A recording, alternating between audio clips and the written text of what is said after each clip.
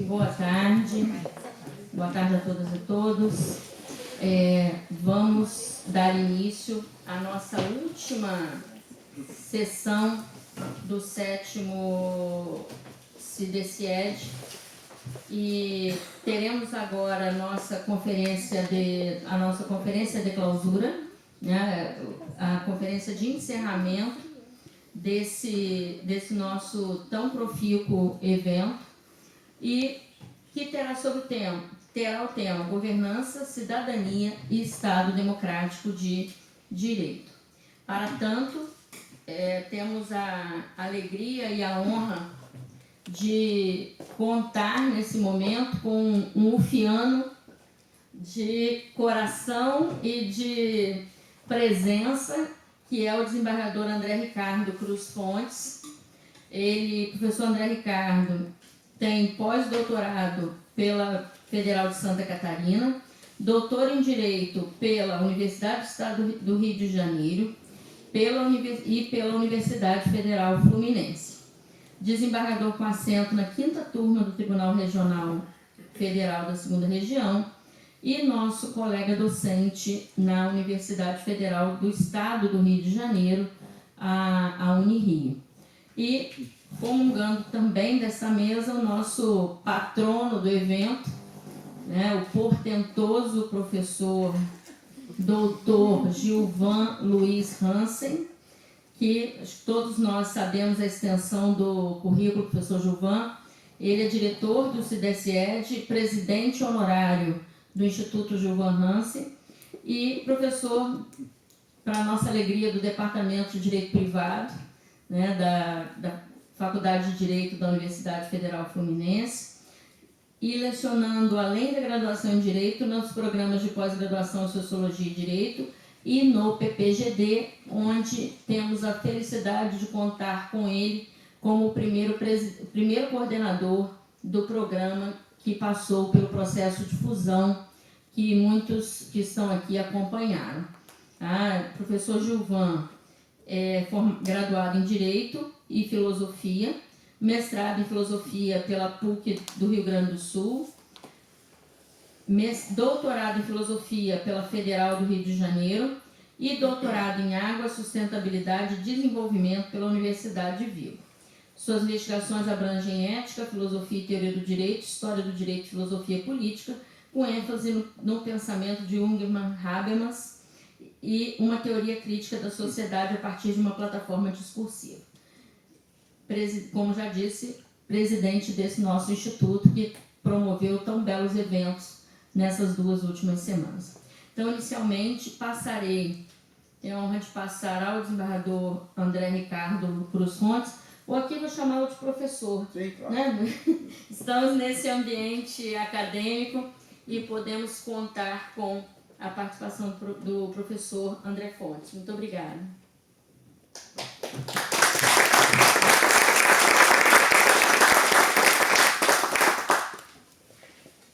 Buenas tardes. Buenas tardes. Bem, em Brasil, especialmente no sul do Brasil, se diz em las calles que nem são os argentinos, uruguaios nem brasileiros falam uma língua comum que chamam portunhol. Nós sabemos que não há uma língua espanhola, há o castelhano, mas se habla desta maneira. Os brasileiros não têm problema de compreensão porque estão acostumados com os turistas, então não há problemas. Quando eu era chico, eu morava em uma isla onde 1/3 da população era gallega. Nós ouvíamos as palavras malas em galego. Éramos chicos. Os adultos achavam que nós não compreendíamos, mas nós compreendemos. Então, não quero falar palavras malas em galego, nem em português, nem em castelhano, mas tentarei falar um portunhol. Assim penso que todos possam compreender, e também a preocupação com minha exposição hoje. Falarei também devagar. Uma coisa curiosa. Quando era pequenito, o outro terço da isla era de portugueses. Um terço brasileiro, um terço galegos, um terço portugueses. Nós todos sabíamos quem eram os galegos e quem eram os portugueses. Quando brigavam, português e galego diziam: tu és comedor de bacalhau, outro, tu és comedor de pulpo. E por que não? Os dois são bons. Mas assim brigavam os dois. Os galegos e os portugueses. Hoje são todos casados entre si, e os filhos, netos. Mas uma coisa, o português de Portugal tem uma característica que é a absorção de fonemas. Não se habla pessoa, como em português, persona, habla pessoa. E nós não compreendemos às vezes. Mas para nós, o galego era mais fácil de compreensão. Unha, direito, era mais fácil. Então, quando muitas vezes necessito ouvir, preferisco em língua castelhana, eventualmente em galego, quando há opções. E menos em português de Portugal.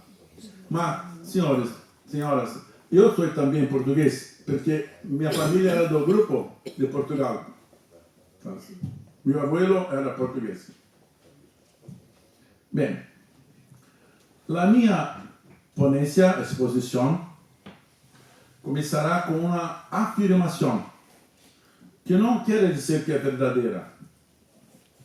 Pretendo, ao final, propor uma solução para aquilo que afirmarei neste momento. Que coisa é? Hoje, em Brasil, há um movimento político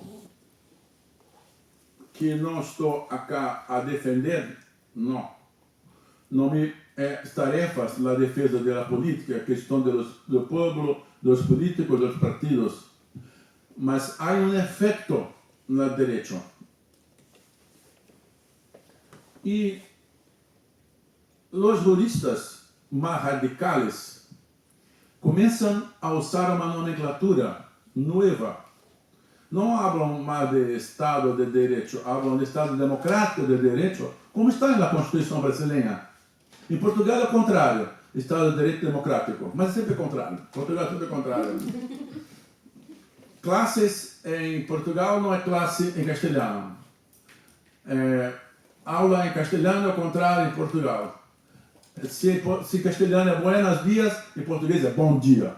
É sempre o oposto. Era uma afirmação do povo para muitos, mas não é o caso agora.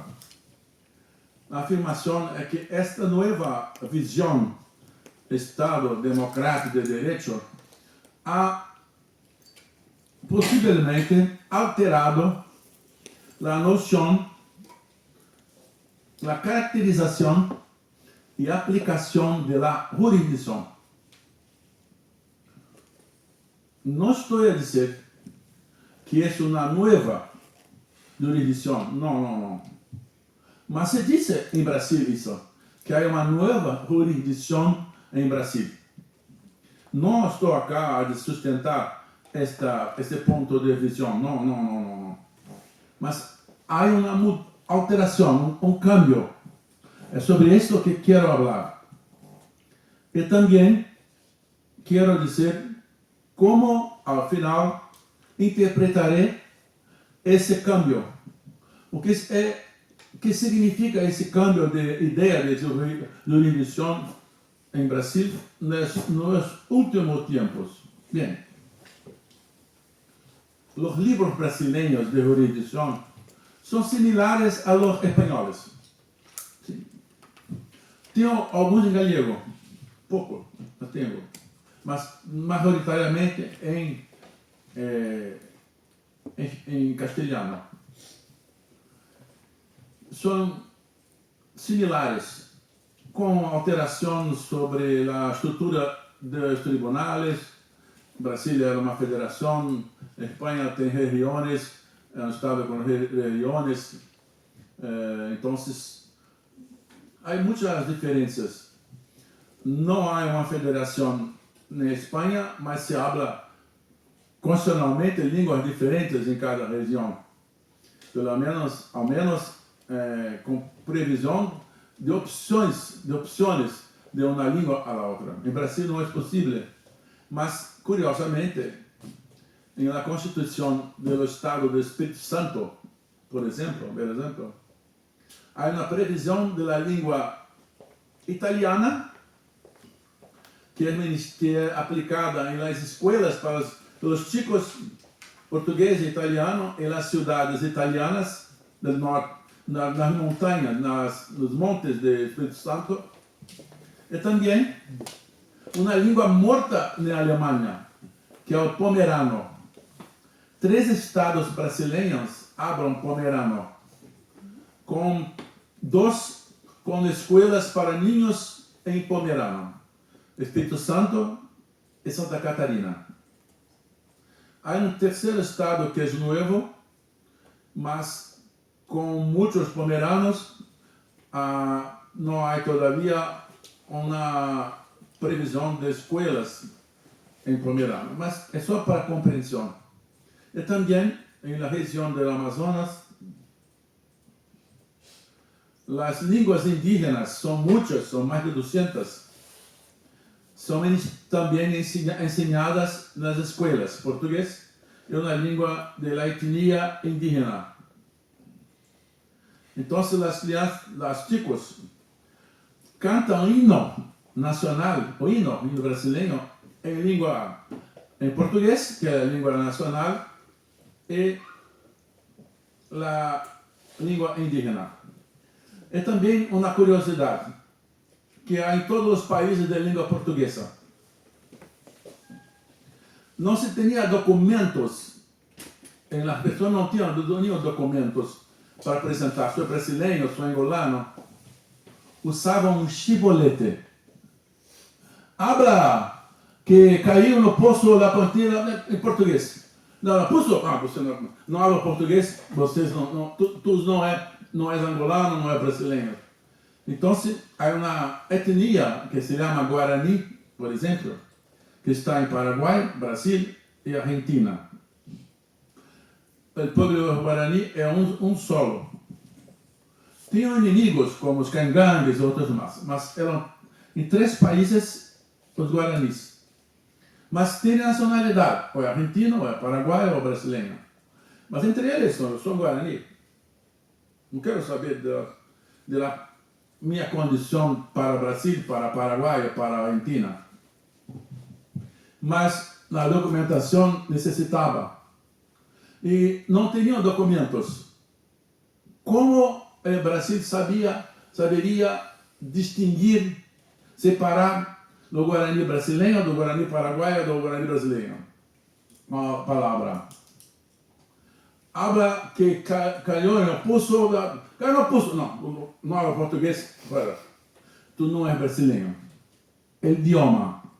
A mesma coisa acontece em Angola, em Timor, em Guiné-Bissau, em Moçambique. Não há documentos, usam o chibolete, que é uma expressão característica para saber, e com isso a língua separa as pessoas. Na América do Sul, o Brasil tem mais de 10 países de fronteira. E pelo português é que se sabe mais ou menos a condição jurídica de nacional ou de estrangeiro. Pois bem, essas características são novas, como também em Espanha. Falar galego oficialmente, falar catalão oficialmente é nova, após as mudanças constitucionais. Também em Brasil, só depois da alteração constitucional do regime político em Brasil. E hoje, uma cidade, um município brasileiro decide que, além do português, a língua guarani, outra língua poderá ser utilizada naquele local para os chicos. Bem, essas características não são acidentais e não são transitórias. São uma evolução, ou para muitos um progresso. E isto não ocorreu somente em la língua, mas em muitas, numa miríade, num grande espectro de consequências.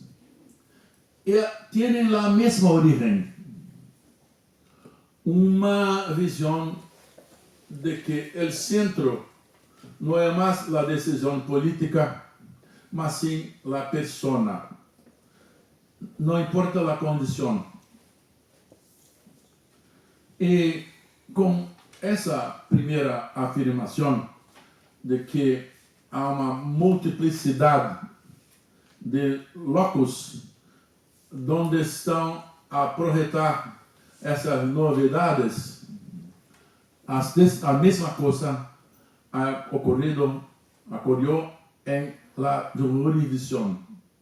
Os livros antigos falavam como se falava em castelhano, que a jurisdição era uma função estatal de fazer justiça. E a justiça era a aplicação da lei com eventual aplicação da equidade. Acá em Espanha, com o direito foral, é diversificado. Não temos direito foral no Brasil, em nenhum lugar do mundo, só em Espanha. Mas também não temos direito que sejam totalmente regionais. Cada estado brasileiro tem o seu direito para certas coisas, mas não é o direito civil, nem o direito processal. O direito civil é por causa da Argentina. Quando o Brasil tornou-se independente, a Argentina já era independente. E havia uma previsão de que haveria uma unidade argentina de direito civil. E por que essa ressalva? Porque os republicanos novos, com a proclamação da República em Brasil, que não é igual à República em Espanha, é bem diferente, tomaram os Estados Unidos como modelo. Nos Estados Unidos, cada estado tem seu direito civil.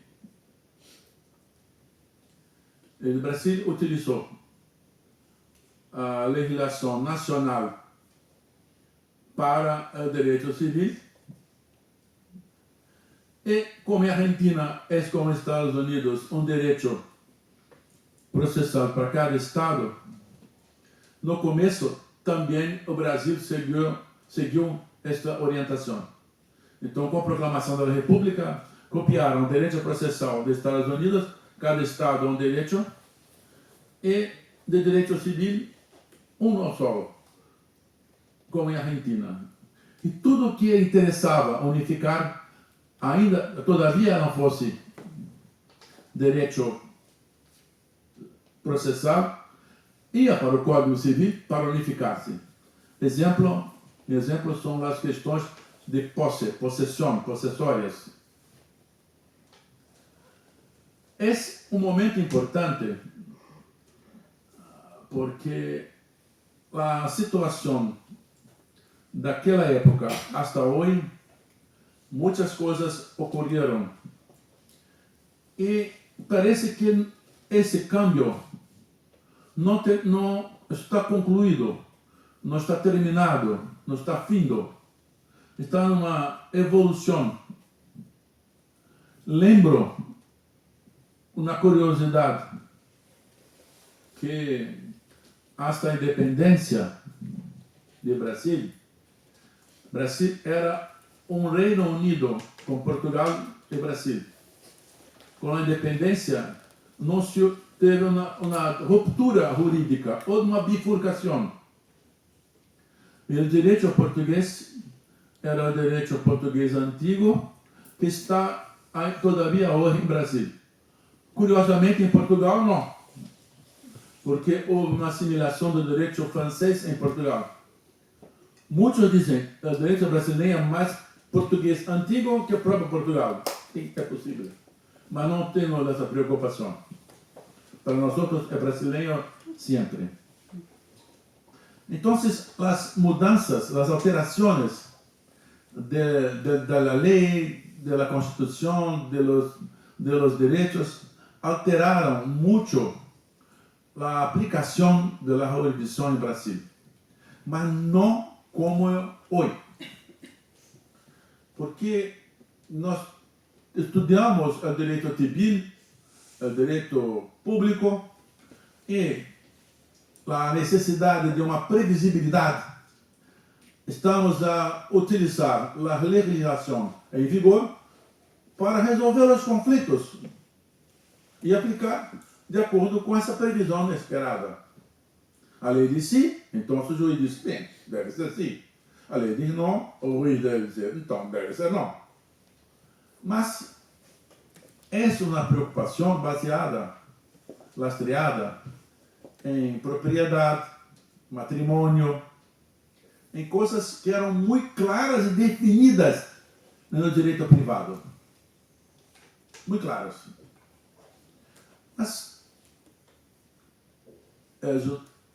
os novos direitos, as mudanças, alterações das pessoas humanas, questões de gênero, a tutela posterior de los escravizados que estavam distantes da cidade para sua própria proteção, que são chamados em Brasil de quilombos, e as pessoas quilombolas, os indígenas não assimilados, enfim. Diferentemente da Espanha, um ministro português chamado Marquês de Pombal ha hecho uma coisa que para os espanhóis pode parecer estranho. Estranho não, pode parecer diferente demais. Diferente demais, não estranho, diferente demais. Como Portugal só tinha 1 milhão de pessoas solamente, aproximadamente, não havia muitas pessoas para ocupar as terras novas. O que os portugueses faziam? Tinham chicos com as mulheres locais. Sempre. Na Ásia, na África e na América. E os chicos que nasciam, chicos, eram seus soldados futuros. Eram fiéis ao seu padre. E se diziam como seu padre português. Como o Brasil era grande demais e não havia pessoas, a solução, filhos, bebês, chicos, e muitos foram tidos, com mulheres indígenas. Os casamentos indígenas não foram forçados, como se pensa, porque há histórias e mais histórias que são comuns com famílias tradicionais.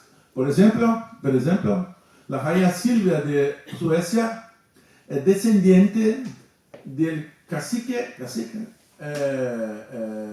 um cacique de São Paulo, cuja hija esposada a um português chamado Juan Ramalho. Seus filhos formaram uma categoria de pessoas que lá muitas famílias do Brasil, cerca de 20 famílias tradicionais, são filhas dessa mulher e desse homem.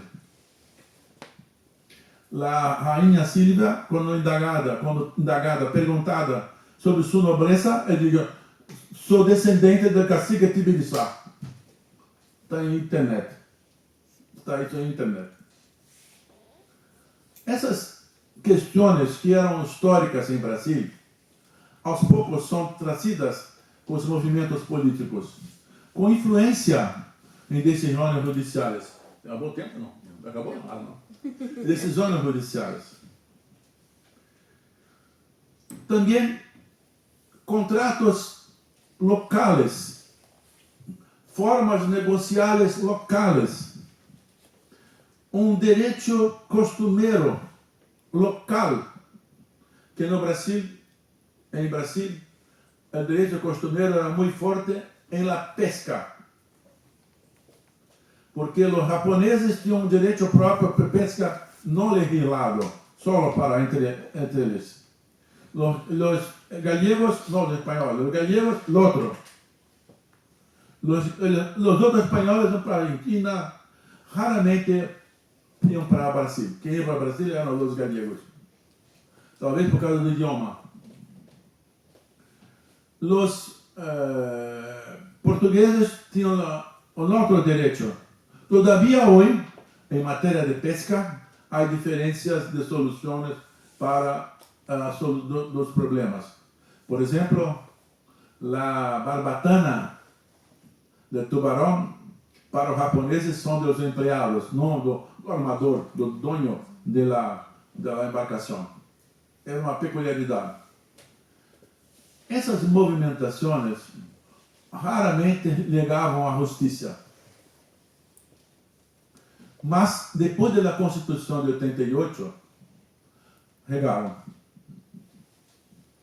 Num movimento tão grande, tão intenso, em quantidade inimaginável. São milhões de causas na justiça brasileira.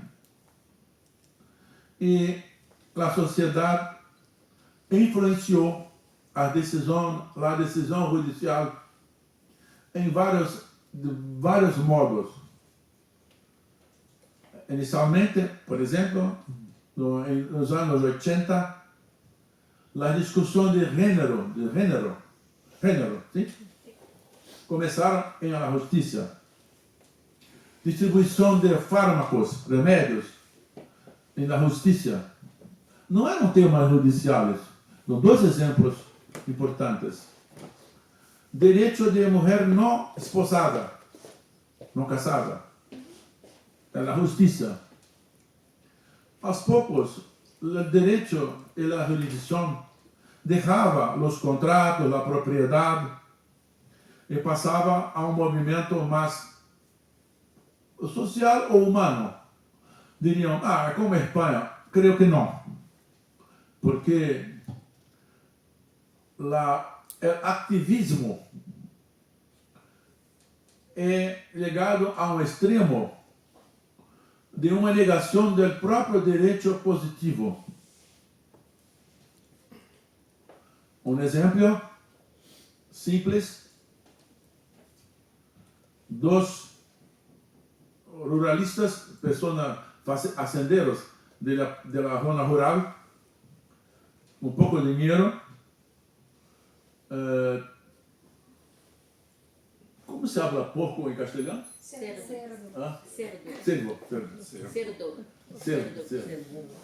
Negociavam um cerdo. E negociaram e compraram o cerdo do outro. Pacta sunt servanda. O contrato está pronto, encerrado. Só que o comprador não ha pagado a quantidade de dinheiro ao outro. E o juiz, vendo que a condição econômica de um e do outro era muito limitada, desafiadora, crítica, disse: desfaça o negócio. É possível desfazer o negócio juridicamente, mas não naquelas condições, como se fosse uma revogação. Esse exemplo pequenito pode parecer ter importância, mas mostra bem a quantidade de poder do juiz e a diminuição do poder do legislador. Pasmem, o próprio legislador diz: o juiz resolve. Não na técnica de equidade atribuída ao juiz. Não se diz sequer que é equidade. O juiz resolve. Há uma delegação, o juiz resolve. Qual critério? Resolve. A cada legislação no Brasil, há um aumento dessa delegação, posso dizer assim, ao juiz para aplicar. Nadie ha perguntado se os juízes estão preparados para esta missão? Penso que não. Mas com o movimento de los años, de las décadas, entenderam que seria um movimento político para a esquerda, para a direita. Não quero falar de esta discussão política, não é próprio da minha exposição, porque há pontos de um e do outro. Mas essa situação é ligada a uma outra condição. Primeiro, o poder do Ruiz se expressa menção de que se trata de equidade, um poder aberto. E segundo, na edição do Código Civil Brasileiro, o professor de filosofia, talvez o mais famoso do Brasil, Miguel Reale, utiliza o termo que vem da filosofia, a eticidade, como critério de solução dos conflitos de direito civil. Essa eticidade é muito maior que a equidade. Um conceito amplo, que nem é só de ética. Bem. Então, uma situação. Uma mulher com um filho, com um filho, grávida, como se fala grávida? Embaraçada. Com outro chico na mão, outro na mão. Seu marido está morto num acidente de trânsito. Mas a culpa era do seu marido. É quase impossível que essa mulher esteja no tribunal e não saia com alguma vantagem financeira. Não está aqui pondo em discussão se é justo ou não é justo. Mas nas decisões é difícil ignorar, deixar de honrar, de mirar as circunstâncias da condição humana e os problemas, mesmo que não é culpa. É como se um risco mais amplo na sociedade tenha motivado decisões sobre contratos, sobre negócios em geral, patrimoniais e também não patrimoniais. Uma mulher pratica um ato contra a lei, um ato ilegal, para beneficiar um chico. O ato não é estado alterado, anulado. Permaneceu, no obstante a mulher havia sido condenada. Mas a criança, o chico, recebeu a vantagem econômica em situações que, pela lei, seriam ilegais. Bem, nós não temos uma orientação clara. O que mudou? O que alterou? O que cambiou? Muitos dizem, é uma nova jurisdição, baseada em lo conceito amplo de dignidade da pessoa humana. É uma cláusula aberta ao juiz, muito parecido com a jurisprudência de livre decisão para os juízes para tomarem suas opiniões como decisões jurídicas. Esta orientação é respaldada por uma corrente de pensamento em Brasil. Não tem o nome de direito livre, mas de direito alternativo, que ao final tem, não são a mesma coisa, mas são similares. O direito alternativo utiliza a própria legislação como base. No direito livre, o juiz é livre para decidir. Mas no direito alternativo haveria uma consideração legal mínima, ainda que invertida. Direito livre, o juiz haveria de fazer tudo segundo sua consciência. Em Brasil, muitas teses foram apresentadas na universidade com a seguinte conclusão: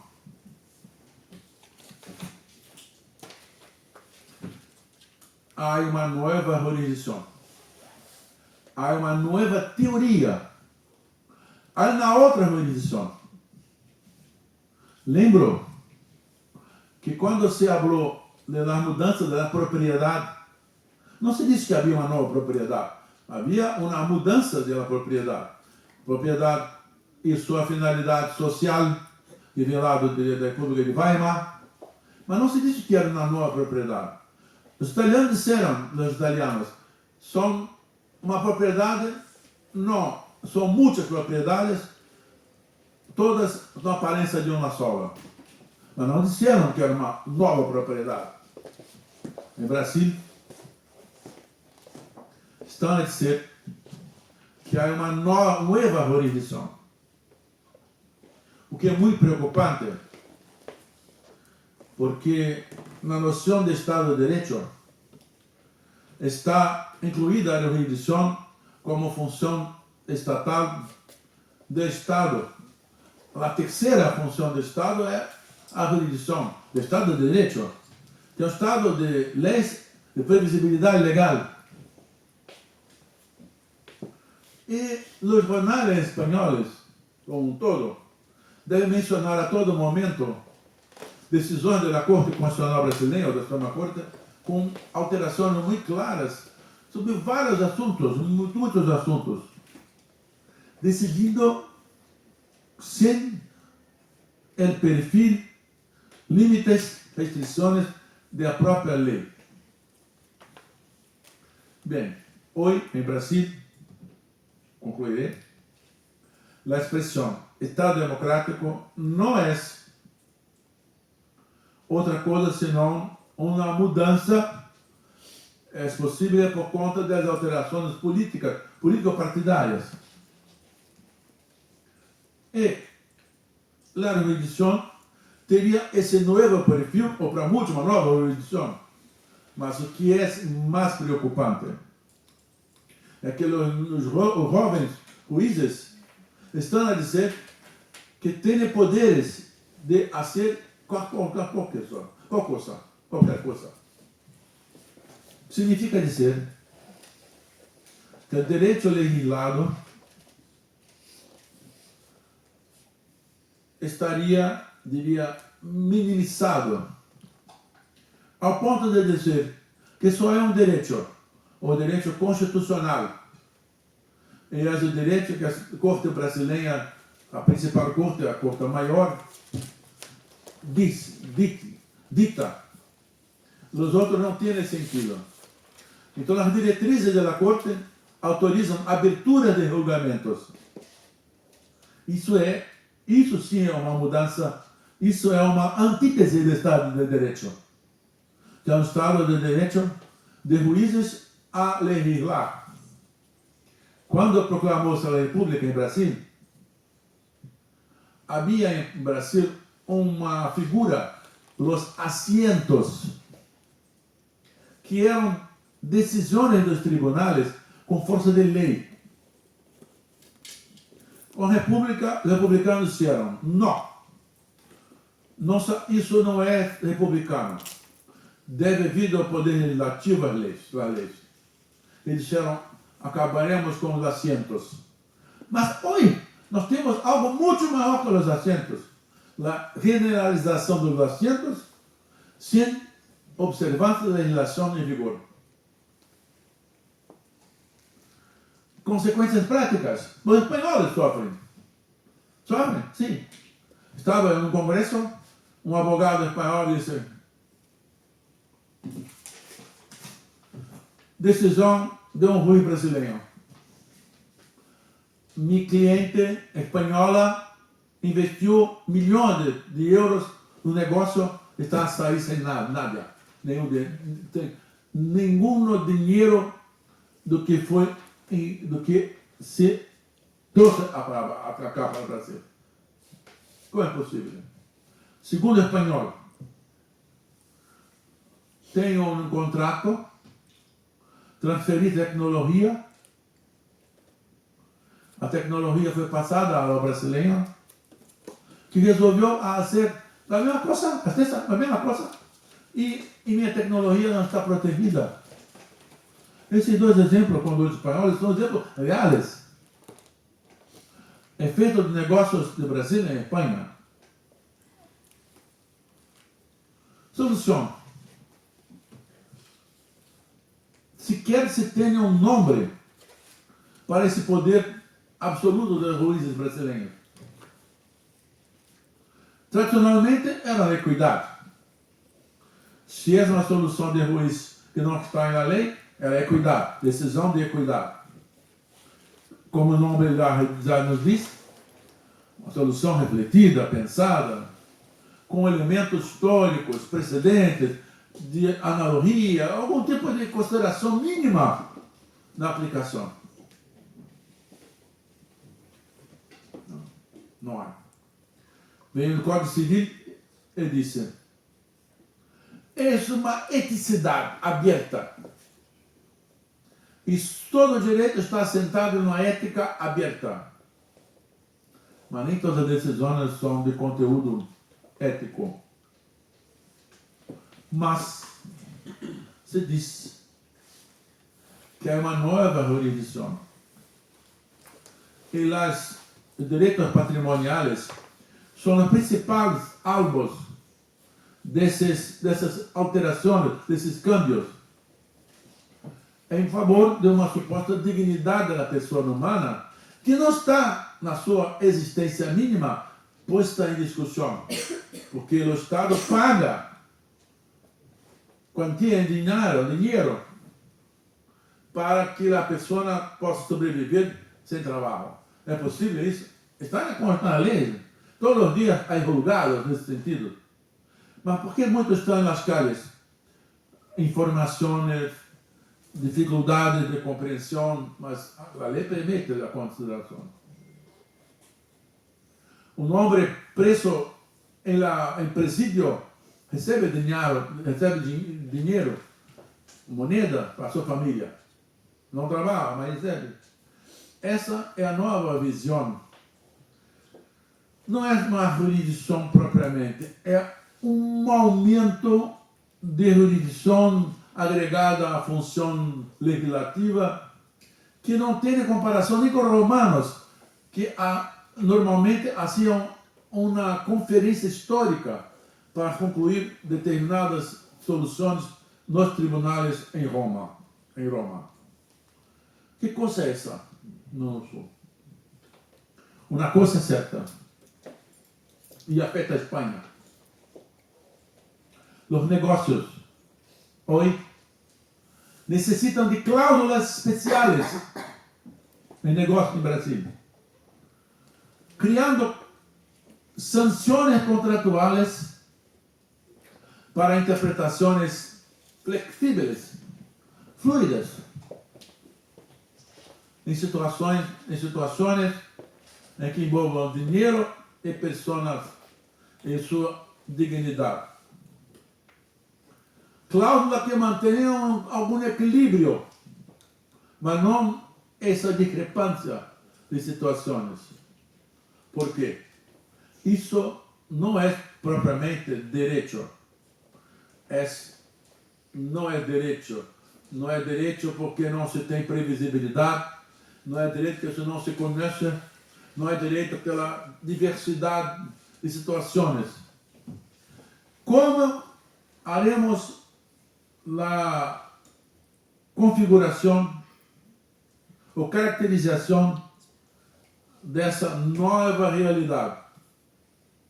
Será a tarefa dos advogados, dos professores de direito.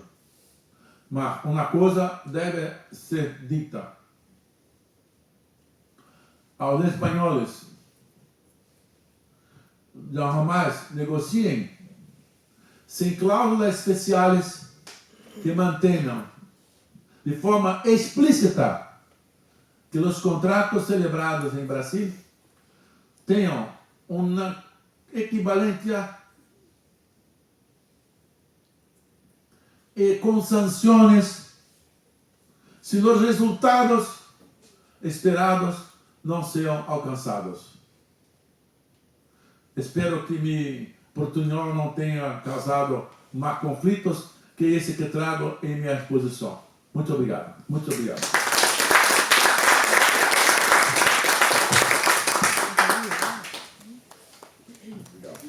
Graças, muitas graças. Obrigada, professor. Vamos passar ao professor Gilvan para esse papel que me cabe, né? O papel do mediador é muito chato. A gente fica cerceando o tempo das pessoas, né? Mas o Cronos está aí para nos reger e não há como nos afastarmos dessa limitação, né, professor? Então, perdoe-me aí as limitações de tempo, mas agora eu tenho a função de controlar o professor Gilvan, né, no tempo dele. Professor, por favor, a palavra é sua. Bem, boa tarde a todos e a todas. É uma alegria chegarmos a esse momento. Queria agradecer imensamente ao professor André por essa conferência e me cabem aí uns 10 minutos para fazer um apanhado deste evento antes que passemos depois à cerimônia de clausura do evento. E eu pensei, o que falar? E o professor André também me deu um gatilho para o que falar. Por quê? É exatamente o tema do evento, quando ele me disse que iria falar sobre Estado Democrático de Direito e ao início disse da inversão deste sentido. Se olharem no painel, verão que o tema deste ano é Governança, Cidadania e Estado Democrático de Direito, e não Estado de Direito Democrático. E isso não é por acaso. Há um significado em cada palavra escolhida aqui. E aí me permitam dissecar rapidamente essas palavras. O termo governança tem sido usado para explicar a ideia de controle, de domínio, de poder em nível global, planetário, de soberania, em sentido etimológico, maestro, sob Uranus, ou seja, de um controle de tudo que está abaixo do firmamento, da Terra, com base na ideia de autonomia, e de novo a etimologia grega. Autonomos, sentido, significado, razão de ser que é dado por mim mesmo. Essa ideia na modernidade foi se assentando na noção de sujeito, de subjetividade, com os contratualistas e toda a implicação política disso que vem com Locke, com o liberalismo, a ideia de proteção da subjetividade. Essa noção de governança ligada ao controle subjetivo, no terceiro milênio, na virada do segundo para o terceiro milênio, se reconfigurou no neoliberalismo. E o sujeito hoje é a corporação, é o Google, é a Microsoft, são estes conglomerados que são os sujeitos de direito internacional, que têm o poder para manter o controle, o domínio da informação, do direito, contratar os melhores advogados, juristas, até para saber as brechas da lei, as lacunas deixadas pelas leis locais para poder ultrapassá-las.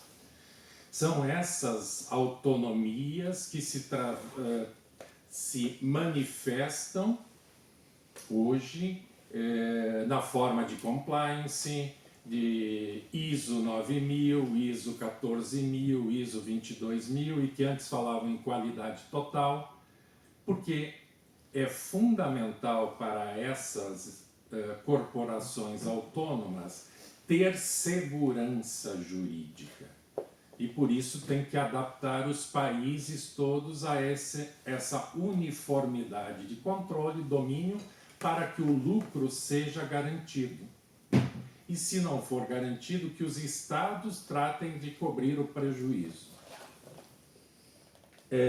Essa perspectiva de governança liberal e neoliberal é o que tem predominado. Será que é isso que queremos aqui? Não foi com esse sentido que trouxemos a perspectiva da palavra governança. Mas vou continuar nessa mesma perspectiva liberal e neoliberal a falar dos outros significados, para aí propor uma alternativa que é exatamente o significado subjacente à proposta do evento. Uma tal compreensão de governança entende a cidadania realizada, sob o ponto de vista político, num exercício formal da liberdade, que é o direito do sufrágio universal, do votar e ser votado, que na prática sabemos não é assim. Vai você propor o seu nome para algum partido para candidatar-se a qualquer cargo? São os donos do partido quem vão dizer, as lideranças partidárias, que vão dizer este pode concorrer, este não pode, e que controlam os parlamentos das instâncias municipais às instâncias nacionais e federais. E neste caso, a democracia, né, de um Estado de direito democrático, a democracia é transformada apenas num espaço de realização dos interesses daqueles que podem mais, né? Que têm mais livre iniciativa e que são aqueles que podem fazer valer os seus interesses em termos globais. O professor Virgílio falava isso ontem sobre crimes que são cometidos num país, que o provedor está noutro país e a vítima num terceiro país. Quem tem advogados para bancar em todos os países para correr atrás dos seus direitos? Desculpa-me, não sei se estou me fazendo claro a todos, aos brasileiros, eu espero que sim, mas os demais, a minha preocupação é com os demais. O direito, nesse aspecto, surge com um papel de ser o positivador dos interesses hegemônicos, e nesse sentido o papel dele é pensado como pacificação social. É essa a expressão que a gente vê nos manuais de direito e ensina para os nossos alunos na graduação em direito. O direito deve gerar a pacificação social. Pacifica quem pisa no pescoço para que o outro não se levante. É domínio, é controle. A polícia brasileira, quando entra nas comunidades, pacifica.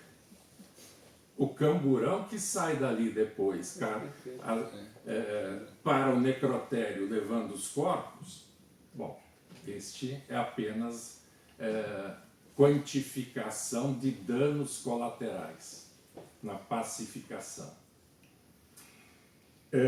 O Estado, nesse sentido, é um executor dos interesses sociais. Mas quais interesses? Através das instituições. Eu sei que eu já estou no tempo. Através das instituições jurídicas, judiciais, parlamentares, executivas, é isto que o Estado executa. E aí, já sou professor de alguns programas de pós-graduação há alguns anos, como Sociologia e Direito, desde 2009, e me causa estranheza dizer que nós, sociedade e o Estado ali. Como assim nós e o Estado? O Estado não sou eu? O Estado não é a minha imagem? Como assim ver como algo estranho a mim? Bom, falei e tenho pouco tempo, vou para a segunda abordagem. Essa é a abordagem neoliberal, neoliberal, que está hegemônica hoje em termos planetários e que impregna as nossas instituições. Quando nós falamos de governança, cidadania e Estado democrático de direito, o que queremos dizer? E é essa a perspectiva discursiva que está implícita como armadilha neste congresso, neste evento que a gente organiza há 7 anos e que eu espero que continue por outros tantos anos. Em primeiro lugar, a ideia de uma governança deliberativa e não baseada na subjetividade, mas na intersubjetividade. Alguém aqui falou numa das intervenções ao longo da semana que, salvo engano, se não me falha a memória, a Márcia mencionou isso na fala dela, que da Revolução Francesa a gente aprendeu alguma coisa de liberdade e de igualdade, mas esqueceu fraternidade, esqueceu solidariedade, esqueceu o importar-se com o outro. Uma perspectiva intersubjetiva da governança significa pensar no outro, ultrapassar as fronteiras, ultrapassar as barreiras da cor da pele, das escolhas políticas, das escolhas de afeto e assim por diante, para sermos capazes de olhar uns aos outros como seres humanos, ao lado de outros seres que nós, com a nossa presença, temos tornado inviáveis, ameaçados de extinção. Mas como posso valorizar uma espécie animal se nem sequer eu valorizo o outro que fica na porta ao lado à minha casa ou na calle, dormindo na rua, na frente do meu prédio. Como ter uma visão de sustentabilidade dentro disso? Deixa eu correr. Nessa perspectiva, a cidadania não pode mais ser pensada como uma cidadania nacional ou como uma cidadania formal ligada ao exercício do sufrágio. Ela tem que ser pensada na perspectiva republicana de que todos somos submetidos à lei, governantes e governados, todos nós estamos submetidos enquanto súditos, mas também enquanto legisladores e enquanto fiscais. Essa cidadania ativa, no entanto, não pode ser trazer do republicanismo aquilo que ele tem de nocivo. O discurso do Trump é um discurso republicano em algum momento, porque ele diz: cidadãos somos nós aqui, filhos dos Pilgrims, e ele não é filho de Pilgrim, mas ele se vê como dos pais fundadores da América.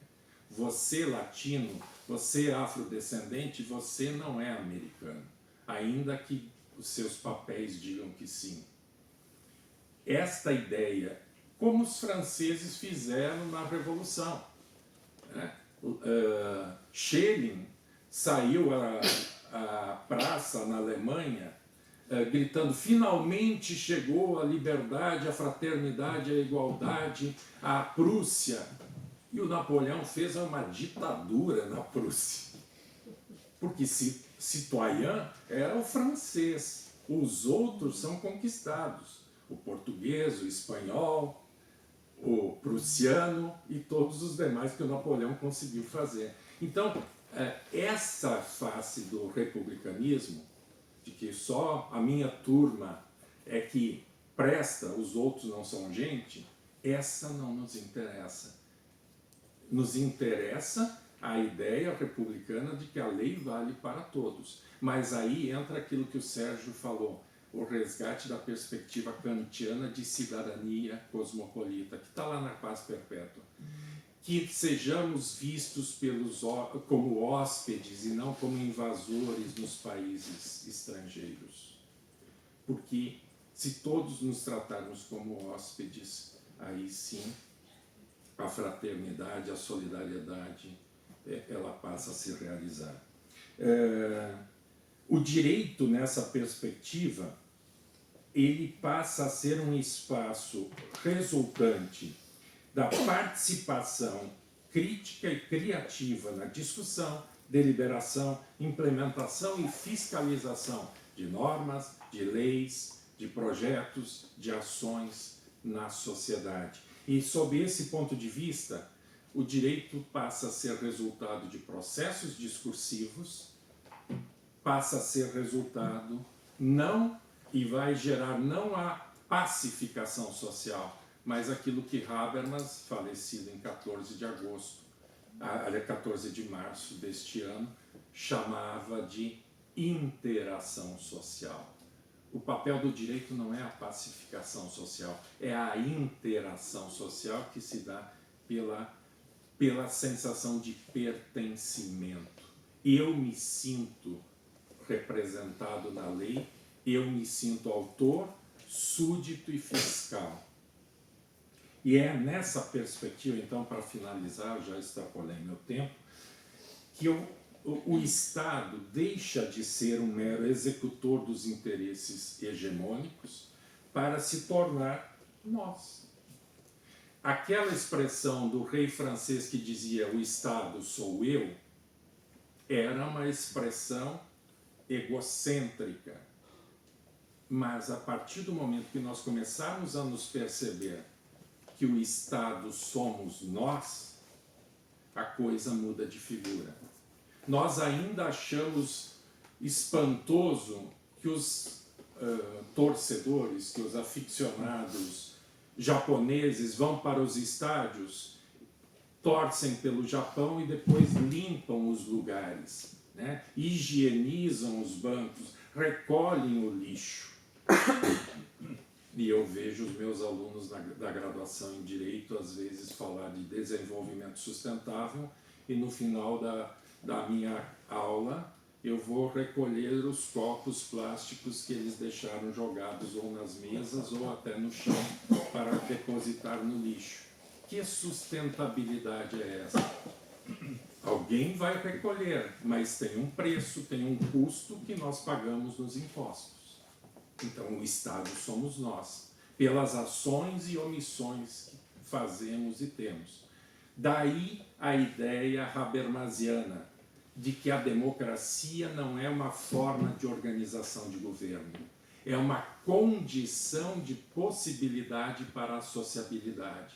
Não existe nas ditaduras e nos totalitarismos a possibilidade da diferença, da pluralidade, do multiculturalismo, de pensarmos diferentes, de termos opções políticas, sexuais, estéticas ou clubísticas diferentes. Anton, barcelonista, eu, torcedor do Celta de Vigo, e nem por isso, e podemos tomar canhas juntos e comemorar juntos quando ambos empatam.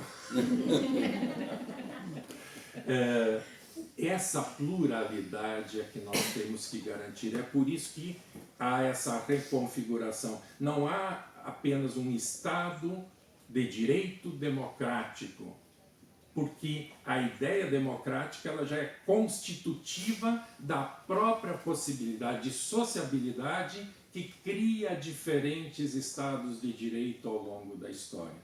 E eu aprendi com o maestro Guilhermo um modelo forte de Estado de Direito criado a partir de Roma. Mas na Pérsia já havia, e no Egito havia, antes e na China, e depois disso, quantos estados de direito foram criados.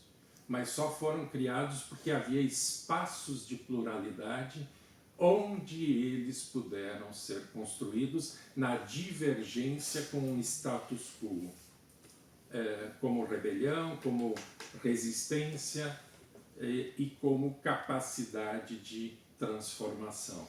Então, é nesse sentido que eu acho, depois de ouvir e acompanhar todas as falas aqui ao longo desses dias, que este tema foi cumprido neste evento. Governança, cidadania e Estado democrático de direito foram amplamente discutidos sob diferentes olhares, diferentes óticas, diferentes crenças e, portanto, que possamos manter viva essa perspectiva de pluralidade no mundo. Nós estamos diante de momentos muito sensíveis em termos planetários. Agora, em outubro, no Brasil, nós teremos nova eleição. Pode voltar a turma do Bolsonaro e companhia ao poder. Esta mesma turma que em 8 de janeiro, alguns 8 de janeiro atrás, invadiu instituições públicas, e se pensamos que o Estado somos nós, invadiu a minha casa. Agora, será que deixariam essas pessoas, que muitas foram julgadas, estão cumprindo dentro do devido processo legal e estão cumprindo penas, será que quando fossem aos seus pisos, às suas casas, e lá estivesse eu a morar, a ocupar, afinal de contas, se você invade a minha casa, que é o STF, né, o Supremo Tribunal Federal, ou o Congresso Nacional, é a minha casa, o Estado somos nós. Então eu posso invadir a sua casa também. Ah, não, mas aí é a propriedade privada. Aonde? Se na Constituição brasileira está escrito que é a função social da propriedade. Então, nós estamos em momentos frágeis em que, no mundo todo, há uma ameaça ao Estado democrático de direito, porque se está mexendo na própria sociabilidade, no DNA, ADN que se habla aqui, no ADN da própria ideia de humanidade, e que pode levar à aniquilação.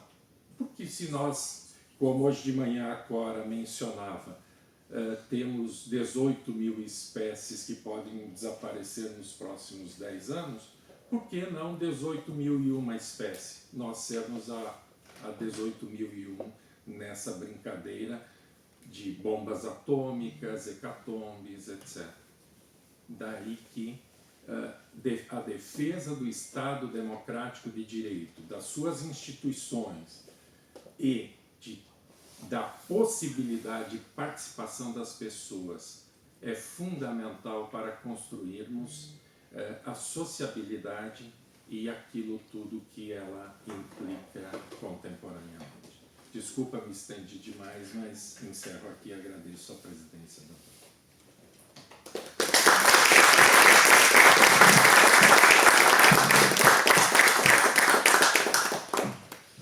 O professor Gilvan até falou na banca, são tantas bancas que ele preside, participa, que ele já migrou a natureza do nosso evento. Obrigada, professor Gilvan. Obrigada, professor André Fontes. Nesses tempos de ressignificação da vida, dos espaços privados, que nós estamos tratando desde a palestra de abertura, né, com a professora Bianca e o professor Éder, e essa nova jurisdição, professor, é um desafio para singrarmos, né, por esses caminhos de novas relações interhumanas. Então, creio que a exposição dos professores foi bastante elucidativa. O professor Gilvan fez um fechamento, acho que à altura da qualidade dos nossos painéis. O professor André Fontes nos lançou desafios de como vamos trabalhar com esses novos caminhos da jurisdição. E nesse momento, pelo adiantar da hora, acho que não cabe a gente abrir para perguntas, porque o prédio se fechará às 18 horas. Tá? Então, imediatamente, eu queria agradecer a confiança dos professores de estar nesse painel comigo e desfazer a mesa, convidando os professores para o encerramento desse 7º CIDECIED. Tá? Muito obrigada a todos.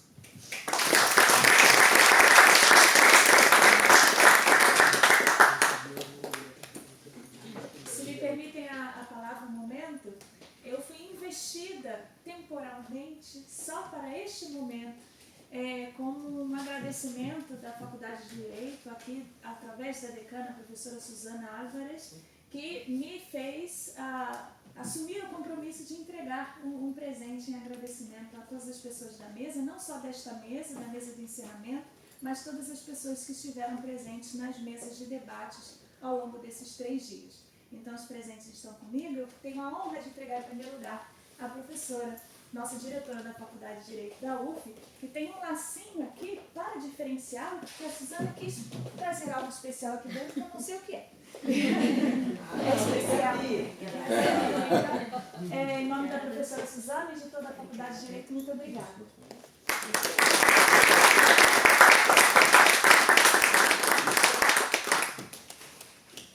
Que lindo. Graças. Com licença. Muito obrigada, professor. Tem garrafa de vinho? Tem. A professora Suzana está zelando pela nossa sobriedade.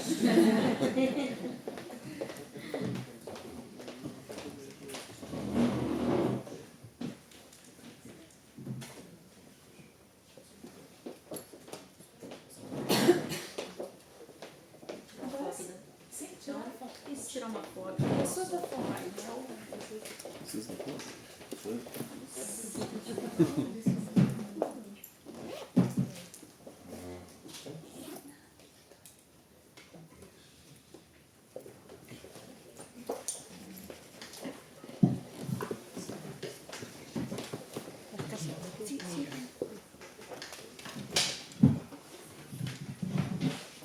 Passar aqui para o lado.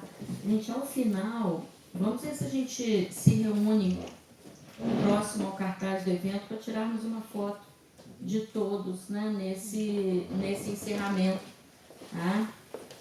Ficar para a posteridade e aparecer no site lá da faculdade.